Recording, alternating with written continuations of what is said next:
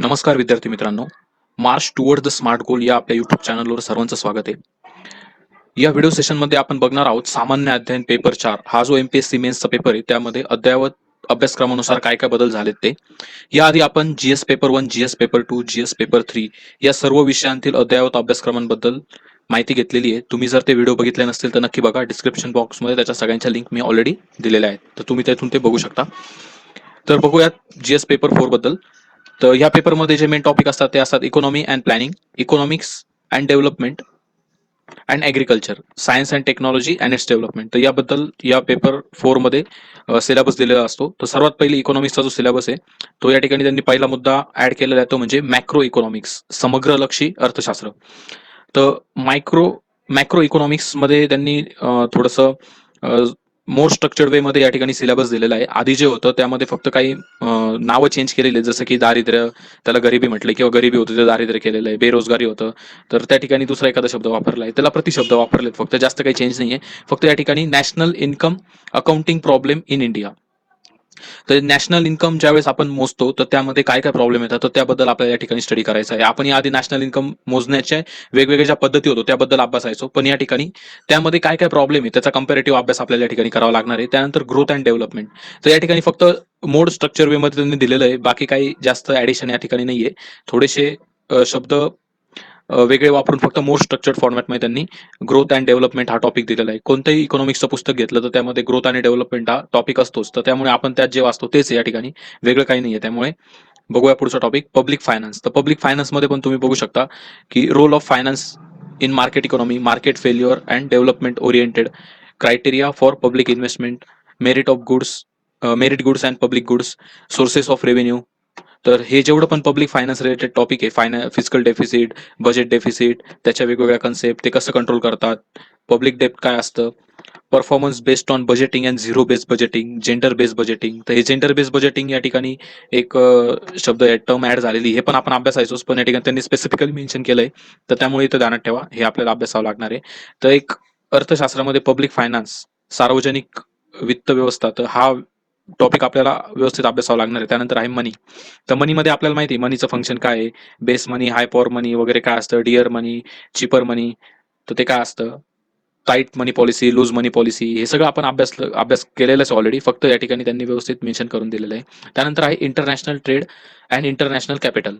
तर या ठिकाणी international trade as a engine of growth, theories of international trade, classical and modern theories. तर त्या ठिकाणी त्यांनी व्यवस्थित मेन्शन केलंय, तर त्यामुळे आपल्याला ह्या ज्या वेगवेगळ्या थिअरीज आहे, वेगवेगळे जे सिद्धांत आहे, international trade as a growth of engine, म्हणजे आपल्या अर्थव्यवस्थेचं ग्रोथ इंजिन म्हणून ज्या वेगवेगळ्या थिअरीज क्लासिकल आणि मॉडर्न आहेत, मॉडर्न थिअरीज आहेत, त्याबद्दल आपल्याला या ठिकाणी अभ्यासावं लागणार आहे. त्यानंतर तुम्ही या ठिकाणी बघू शकता हे IMF, वर्ल्ड बँक, हे आपण ऑलरेडी बघितलेलं आहे, आधी पण अभ्यासायचो. या ठिकाणी त्यांनी दोन नवीन ट्रेड अग्रीमेंट बद्दल ऍडिशन केलेली, एक म्हणजे सार्क आणि दुसरा म्हणजे आशियान. सध्या खूप चर्चेत होते, बरोबर. आणि पूर्ण म्हणजे इंडो पॅसिफिक रिजन मधली जेवढी पण इकॉनॉमी ऍक्टिव्हिटी, तर याच्यामुळे खूप ढवळाढवळ झालेली, त्यामध्ये खूप चर्चेत असलेले दोन टॉपिक आहे, त्यामुळे याबद्दल इन डेप्थ स्टडी या ठिकाणी करावा लागणार आहे, आणि ते या ठिकाणी ऍड केलेलं दिसून येईल, रिजनल ट्रेड अग्रीमेंट्स. ओके. त्यानंतर आहे इंडियन इकॉनॉमी, भारतीय अर्थव्यवस्थेबद्दल. भारतीय अर्थव्यवस्था त्याचा ओव्हरव्ह्यू त्यांनी या ठिकाणी दिलेला आहे. तर त्यामध्ये त्यांनी हा जो प्रॉब्लेम होता की चॅलेंजेस इन इंडियन इकॉनॉमी, भारतीय अर्थव्यवस्थेपुढील आव्हाने, तर यामध्ये आपण दारिद्र्यता, बेरोजगारी, रिजनल इम्बॅलन्स, तर या सगळ्या गोष्टी ऑलरेडी आपण अभ्यासायचो, परंतु या ठिकाणी त्याचं इरेडिकेशन मेजर्स हा शब्द त्यांनी ऍड केलेला आहे, की ते दूर करण्यासाठीच्या उपाययोजना त्या पण आपल्याला अभ्यासणं गरजेचं आहे. त्याच्यावरती जास्त फोकस करावा लागणार आहे.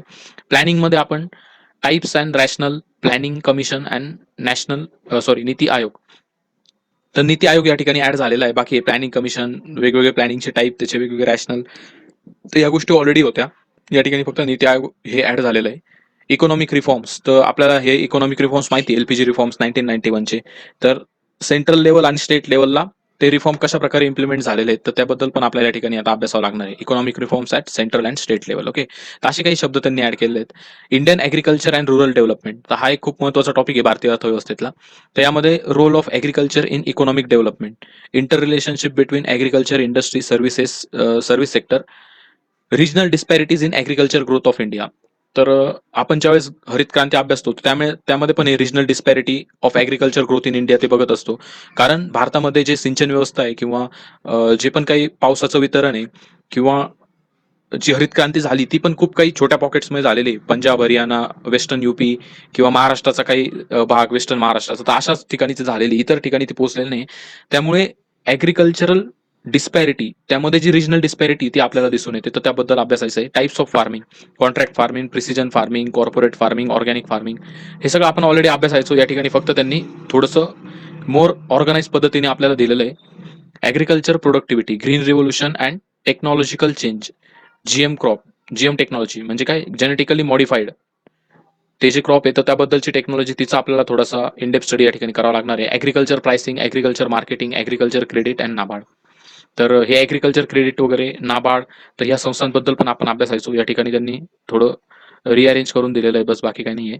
Irrigation and water management, livestock resource and their productivity, तर हे पण आपण अभ्यासलेलं आहे. White revolution, fisheries, sericulture, apiculture, forestry, poultry, horticulture, floriculture development in India and in Maharashtra. तर हे ध्यानात ठेवा, आपल्याला ते महाराष्ट्र आणि इंडिया दोन्ही लेवलला अभ्यासणं गरजेचं आहे. Farm subsidies, support prices and institutional measures, तर जे एमएसपी वगैरे असतं किंवा जी सपोर्ट प्राइस असते एखाद्या पिकाची, तर ती डिसाईड करणाऱ्या वेगवेगळ्या ज्या इन्स्टिट्यूशन आहे किंवा इन्स्टिट्यूशनल मेजर्स आहे, तर त्याबद्दल अभ्यासणं गरजेचं आहे. Public distribution system and food security, implication of GATT, general anti tariff, implication of GATT agreement in agricultural marketing, तर हे आपण ऑलरेडी अभ्यासायचो. या ठिकाणी थोडंसं स्ट्रक्चर्ड मॅनरमध्ये त्यांनी दिलेलं आहे. त्यानंतर आहे कोऑपरेशन म्हणजे सहकार क्षेत्र. तर सहकार क्षेत्रामध्ये काय आहे, की आधी जुने आणि नवे दोन्ही प्रिन्सिपल आपण अभ्यासायचो. तर या ठिकाणी त्यांनी स्पेसिफिक मेन्शन केलंय की न्यू प्रिन्सिपल्स ऑफ कोऑपरेशन, सहकार क्षेत्रातील जे नवी तत्व आहे तेच आपल्याला या ठिकाणी अभ्यासणं गरजेचं आहे. Growth and diversification of cooperative movement in India and Maharashtra. Okay, तर हे पण आपण कोऑपरेटिव्हचा इतिहास बघताना अभ्यासलेलाच ऑलरेडी. सेल्फ हेल्प ग्रुप पण आपल्याला माहिती आहे. State policy and cooperative sectors, legislation, supervision, audit and aid, तर हे आपल्याला या ठिकाणी बघणं गरजेचं आहे. हे 4 शब्द इथं त्यांनी ऍड केलेले आहेत. Problems of cooperative in Maharashtra, prospects of cooperative in era of global competition. Okay, तर सहकार क्षेत्रातील संधी किंवा त्याचे असे काय कॅरेक्टरिस्टिक आहे की जे ग्लोबल कॉम्पिटिशनमध्ये तग धरून ठेवण्यासाठी आपल्याला गरजेचं आहे. तर अशा प्रकारे आपल्याला थोडासा ग्लोबलाइज वेमध्ये त्याचा अभ्यास करणं गरजेचं आहे. त्यानंतर मॉनिटरी अँड फिजिकल सेक्टर, तर हे ऑलरेडी आपल्याला होतंच. फायनान्शियल सेक्टर, सॉरी, तर हे आपण ऑलरेडी अभ्यासलेलं आहे. आरबीआय, त्याचे monetary policy, credit policy, transmission mechanism, बरोबर, SLR, CRR, marginal standing facility, तर ह्या सगळ्या गोष्टी आपण अभ्यासलेल्या आहे. Banking, non banking, financial institution बद्दल आपण अभ्यासलेलं आहे. तेच या ठिकाणी दिलेलं आहे. फक्त थोडंसं स्ट्रक्चर फॉर्मॅट त्यांनी इथे अरेंज करून दिलेलं आहे. आधी तुम्हाला या असं स्पेशल हेडिंग वगैरे नव्हतं भेटत, एक छोटा पॉईंट भेटत होता, पण त्यांनी इथं थोडंसं व्यवस्थित त्यांनी मेन्शन केलेलं आहे. त्यानंतर आहे public finance and financial institution, तर हे पण आपण बघितलेलं आहे. ओके, व्हॅट काय आहे, जीएसटी काय आहे, central and state deficit and deficit financing काय असते, बरोबर, पब्लिक डेप्ट, ग्रोथ, कंपोजिशन अँड बर्डन, तर हे असे काही कीवर्ड्स त्यांनी ऍड केलेले बघा, ग्रोथ, कंपोजिशन अँड बर्डन. आता आपण पब्लिक डेट हे सगळ्यांनी अभ्यासलेलं आहे, पण त्याचे ग्रोथ कशी होती, त्याचं वेगळं कंपोजिशन कसं असतं, मग ते कोणत्या लेवल पर्यंत चांगलं असतं, कोणत्या लेवल नंतर ते वर्स्ट होत जातं, मग त्याचं बर्डन वाढलं तर त्याचा एक ग्लोबल इकॉनॉमीवरती किंवा त्या पर्टिक्युलर राष्ट्राच्या किंवा राज्याच्या इकॉनॉमीवरती काय परिणाम होतो, तर ह्या सगळ्या गोष्टी आपल्याला इथनं अभ्यासणं गरजेचं आहे. Problems of state indebtedness to centre. Okay, तर जे वेगवेगळे राज्य आणि केंद्र शासन आहे, तर यांच्यातले जे प्रॉब्लेम आहे, जे पण आपल्याला त्यांनी फिजिकल डेफिसिट किंवा इंडेप्टेडनेस, व्याज किती, जीडीपीच्या किती पर्सेंट घेऊ शकतो, त्याचं जे लिमिट आखून दिलेलं आहे, ते कोविड काळामध्ये ते खूप चर्चेला गेलेला टॉपिक आहे. त्यामुळे हा एक पॉईंट या ठिकाणी महत्वाचा आहे. त्यानंतर आहे industry and service sector. Okay, तर इंडस्ट्री अँड सर्व्हिस सेक्टरमध्ये इथं एमएसएमई, आधी फक्त कुटीर उद्योग वगैरे असे शब्द होते, तर आता हे लघु, मध्यम, ओके, मीडियम एंटरप्राइजेस, तर ह्या ज्या आहे, तर त्याबद्दलचं त्याची ग्रोथ, त्याचे प्रॉब्लेम, त्याचे प्रॉस्पेक्ट, त्याच्या पॉलिसीज. आता परत एमएसएमईचे जे लिमिट होते किंवा एमएसएमईची जी व्याख्या होती ती आपल्या अर्थमंत्र्यांनी बदलवली परत आता या कोविडच्या काळामध्ये, तर त्याबद्दल पण सगळे मायन्यूट डिटेल्स अभ्यासण्या ठिकाणी गरजेचं आहे. स्पेशल पर्पज व्हेकल्स, ओके, तर त्याबद्दल अभ्यासणं गरजेचं आहे. इंडस्ट्रियल एक्झिट पॉलिसी, समजा मी एखादा बिझनेस टाकलाय आणि त्या बिझनेसमधनं तो मला प्रॉफिटेबल नाही, समजा गव्हर्नमेंटच्या काही पॉलिसीजमुळे किंवा मार्केट कंडिशनमुळे, तर त्यातनं मला बाहेर यायचं आहे, तर त्यासाठी काय पॉलिसी आहे, एखाद्या मार्केटमधनं मी इन्व्हेस्ट केलेले पैसे किती कमी वेळात परत काढू शकतो, तर ते म्हणजे इंडस्ट्रियल एक्झिट पॉलिसी. तर हे पण या ठिकाणी नव्याने ऍड केलेलं आहे. Indian labour issues, measures, reforms, social security measures, तर हे खूप चर्चेले गेलेले मुद्दे आहे, कारण की कोविड-19 मुळे खूप साऱ्या लोकांच्या नोकऱ्या चालल्या गेलेल्या आहेत, खूप सारे बिझनेस काही बुडालेत, काही नव्याने उदयाला आलेत, काही लेबर लॉज बऱ्याच राज्यांनी चेंज केलेत, फॉरेन डायरेक्ट इन्व्हेस्टमेंटला अट्रॅक्ट करण्यासाठी वगैरे. तर त्यासाठी इंडियन लेबर्स त्यांचे प्रॉब्लेम्स त्यावरती काय मेजर्स घेण्यात आले किंवा काय रिफॉर्म्स गरजेचे आहेत. परत सोशल सिक्युरिटी जे असते, तर त्याबद्दलचे मेजर्स अभ्यासणं या ठिकाणी गरजेचं होतं. त्यानंतर आहे इन्फ्रास्ट्रक्चर डेव्हलपमेंट. ओके. तर इन्फ्रास्ट्रक्चर डेव्हलपमेंटमध्ये आपण बऱ्यापैकी या गोष्टी ऑलरेडी अभ्यासलेल्या आहेत. तर या ठिकाणी त्यांनी दिलेलं आहे बघा, की growth of infrastructure such as energy, water supply and sanitation, housing, okay, transport, road and ports etcetera, communication, post telegraph, telecommunication, network of radio, TV, internet, हे सगळे ऑलरेडी आपण अभ्यासलेले मुद्दे आहेत. थोडंसं स्ट्रक्चर फॉर्ममध्ये या ठिकाणी दिलेलं आहे, बाकी काही नाहीये. ओके. तर पुढे काय इंटरनॅशनल ट्रेड अँड कॅपिटल. तर यामध्ये काय चेंज झालेलं आहे, तर एक्सपोर्ट प्रमोशन इनिशिएटिव्ह जे गव्हर्नमेंटनी हाती घेतलेलं आहे, तर ते आपल्याला या ठिकाणी नवीन ऍड झालेलं दिसतील. बाकीचं आहे त्याप्रमाणेच आहे, जास्त काही त्यात चेंज नाहीये. Economy of Maharashtra. तर या ठिकाणी Maharashtra in comparison with rest of India हा एक महत्वाचा पॉईंट या ठिकाणी ऍड झालेला आहे. ओके. कारण की हे सगळं आपण ऑलरेडी अभ्यासायचो. फक्त या ठिकाणी तुम्हाला आता महाराष्ट्राची कंपॅरिझन आपली जी इंडियन इकॉनॉमी आहे तर त्यासोबत करावी लागणार आहे. त्यानंतर आहे ऍग्रिकल्चर. ऍग्रिकल्चरमध्ये काय importance of agriculture in national economy. तर हे या ठिकाणी बघणं गरजेचं आहे आपल्याला, बरोबर. Policies toward doubling farmers income. Okay. तर शेतकऱ्याचं उत्पन्न दुप्पट करण्यासाठी गव्हर्नमेंटनी काय काय योजना राबवल्या आहेत किंवा काय काय पॉलिसीज काय काय धोरणं त्यांनी अंमलात आणलेत, तर त्याबद्दल आपण या ठिकाणी बघणं गरजेचं आहे. त्यानंतर different crops insurance scheme in India, role of ICAR आणि MCAER. तर ह्या ज्या दोन गव्हर्नमेंटल बॉडीज आहे तर यांचा रोल गव्हर्नमेंट क्रॉप इन्शुरन्सच्या सेक्टरमध्ये काय आहे, तर ते आपल्याला बघणं या ठिकाणी गरजेचं आहे, बरोबर. त्यानंतर आहे problems of rural indebtedness and agriculture credit. म्हणजे काय की रुरल इंडेप्टनेस जे शेतकरी कर्जबाजारी होता. इंडेप्टेडनेस म्हणजे काय की कर्जबाजारीपणा. तर जे ग्रामीण लोक आहे किंवा ग्रामीण शेतकरी तर त्यांचे प्रॉब्लेम्स काय कर्जबाजारीपणाबाबतचे, आणि ॲग्रिकल्चर क्रेडिट त्यांना कर्ज उपलब्धतेबद्दल कोणकोणत्या ऑर्गनायझेशन्स काम करतात किंवा त्याबद्दल काय काय रिफॉर्म्स आहे, काय काय लॉज आहे, तर ते आपल्याला बघणं गरजेचं आहे. तर आधी फक्त आपल्याला नाबार्ड, RRB एवढेच शब्दांचा उल्लेख होता त्या सिलेबसमध्ये. आता या ठिकाणी त्यांनी मेन्शन केलंय commercial and cooperative banks. Okay. Loan replacement plan, sorry, loan repayment plans. Okay. Government बघा शेतकऱ्यांना काही लोन रिपेमेंट प्लान देते, की तुम्ही जर एवढ्या एवढ्या कालावधीमध्ये हे कर्ज भरलं तर तुमचं व्याज माफ करू किंवा अर्ध व्याज माफ करू किंवा अजून काही इन्स्टॉलमेंट त्यांना करून देते, की जेणेकरून त्यांचा कर्जबाजारीपणा कमी होईल. त्यानंतर किसान क्रेडिट कार्ड. तर हे खूप न्यूजमध्ये होतं, तर त्याबद्दल सुद्धा प्रश्न येऊ शकतात. तर तो स्पेसिफिकली इथं त्यांनी ऍड केलेला नवीन मुद्दा आहे. त्यानंतर आपण बघितलं तर ऍग्रिकल्चर प्राइसिंग बद्दलचं जे मेकॅनिझम आहे ते आहे त्याप्रमाणेच दिलेलं आहे त्यांनी.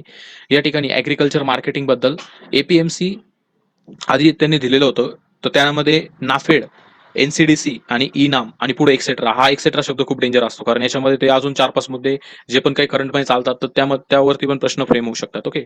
तर हे 3 नव्याने ऍड झालेले मुद्दे नाफेड, NCDC आणि इनाम. तर हे आपल्याला अभ्यासणं या ठिकाणी गरजेचं आहे.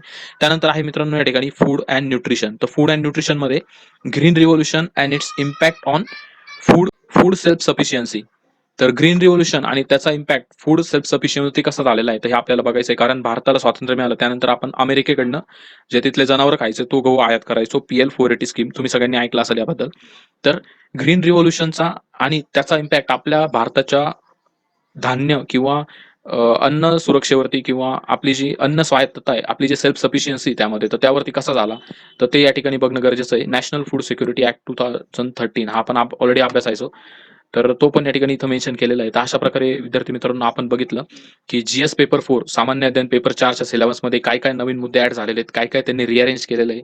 तर हेच फक्त या ठिकाणी बघणं गरजेचं आहे आणि त्यानुसार आपला अभ्यास करणं गरजेचं आहे. जास्त काही चेंजेस नाहीये, टेन्शन घेण्याची गरज नाहीये. जे आपले ऑलरेडी जे रिसोर्सेस आहेत, जे पुस्तकं आहेत तेच आहेत. फक्त थोडेसे मुद्दे या ठिकाणी जे नवीन ऍड झालेत, त्याबद्दल आपण इंटरनेटवरनं सर्च करून वगैरे अभ्यास करू शकतो. ओके. तर असा हा सिलेबस इकॉनॉमीबद्दल होता. सायन्स अँड टेकच्या सिलेबसमध्ये काय बदल झाले GS पेपर 4 मध्ये, ते आपण पुढच्या व्हिडिओच्या सीरीजमध्ये बघूयात. जर तुम्हाला आपला हा व्हिडिओ आवडला असेल तर नक्की लाईक करा, तुमच्या मित्रांसोबत शेअर करा आणि आपल्या YouTube चॅनलला सबस्क्राईब करायला अजिबात विसरू नका, जेणेकरून तुम्हाला येणाऱ्या व्हिडिओचं नोटिफिकेशन वेळेवर मिळत राहील. तर तुमच्या वेळेबद्दल धन्यवाद विद्यार्थी मित्रांनो. भेटूया आपल्या पुढच्या व्हिडिओमध्ये लवकरच.